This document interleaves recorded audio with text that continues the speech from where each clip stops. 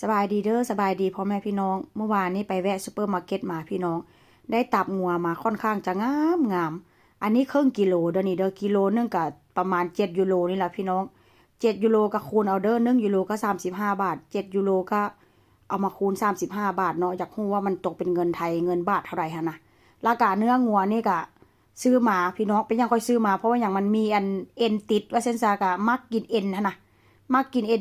มากินแบบว่าอันยำๆพี่น้องก็เลยซื้อมาอันนี้ก็6 ยูโรได้นี่ได้ผู้ใดว่ามันแพงบ่ เพราะว่าเนื้อมันก็ค่อนข้างจะแพงพี่น้องแต่ว่าเนื้ออยู่บ้านเฮาค่อยบ่ฮู้ว่ามันกิโลเท่าใดแล้วมื้อนี้ก็ซื้อเห็ดมานำพี่น้องแล้วก็บล็อกเคอรี่เพราะว่าอย่างอันที่มาเอามาผัดใส่เนื้องัวล่ะพี่น้องเพราะว่าอย่างก็บ่ได้กินดนแล้วว่าเส้นซาเนาะแล้วค่อยก็ค่อนข้างจะบ่ได้กินเนื้องัวปานใดพี่น้องโดนๆสิกินเทื่อนึงว่าเส้นซา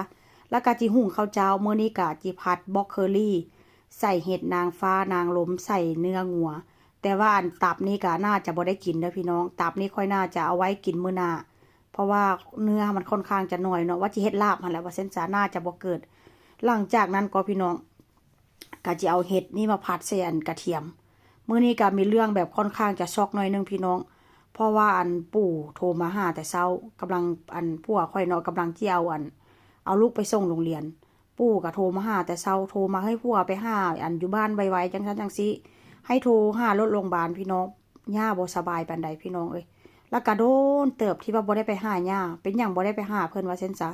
เพราะว่าหยังอันค่อยไปเฮ็ดงานนั่นน่ะเนาะไปพบปะคนแล้วก็มีผู้ทั้งเป็นออกเป็นไอจักพี่เลอต่อพี่เลอหั่นน่ะพี่น้องแล้วเพิ่นก็บ่ค่อยแข็งแรงค่อยก็เลยบ่ไปหาเพิ่นว่าซั่นซะแล้วมื้อนี้ก็โทรมาโอ้ตายละโทรมาก็ประมาณว่าผัวหันก็บ่แต่ว่าโทรมาอันนั้นแล่นผัวก็ได้ดีแต่ว่ามีรถอันจอดไว้อยู่ข้างล่างพี่น้องเอ้ยอันนี้ก็อันเว้ามาฮอดจุดนี้แล้วก็สิอันหยุดก่อน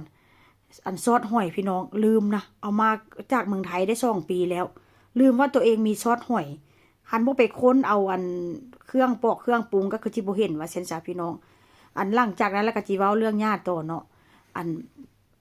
หลังจากนั้นแล้วผัวเราไปฮอดบ้านเนาะเขาเจ้าก็โทรรถลงบอกโรงพยาบาลมาประมาณนั้นว่าเช่นซะโทรมาแล้วก็หมอบอกว่ามันอาการบ่ค่อยดีแล้วเพิ่นก็เอาไปโรงพยาบาลพี่น้องหลังจากนั้นแล้วก็ผัวก็เลยบอกว่าให้โทรหาหัวหน้าเด้อเพราะว่า